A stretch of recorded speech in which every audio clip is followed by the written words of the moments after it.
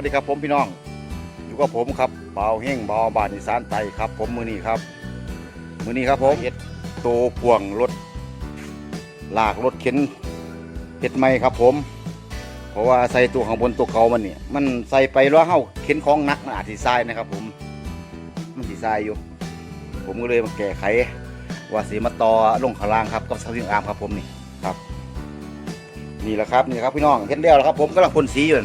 สีก็มีกระป๋องเดียวบ่พอทำครับพ่นพ่อลวกๆไปก่อนครับนี่แหละ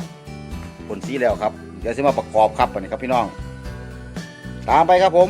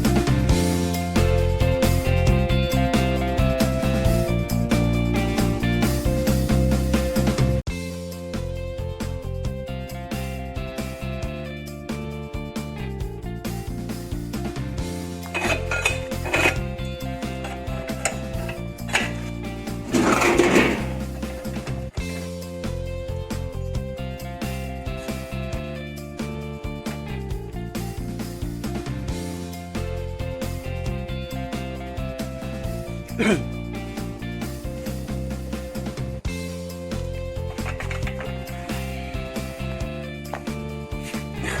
พี่น้องโอเคครับ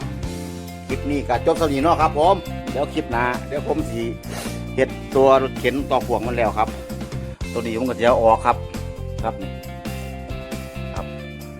เพราะว่ามันทรายแห้งครับต้องเข็นข้างล่างครับสิบว่าทรายครับครับพี่น้องครับผมคลิปนี้ก็จบสำนีครับผมครับสวัสดีครับผมติดตามคลิปหน้าครับครับผมขอบคุณครับครับสวัสดีครับ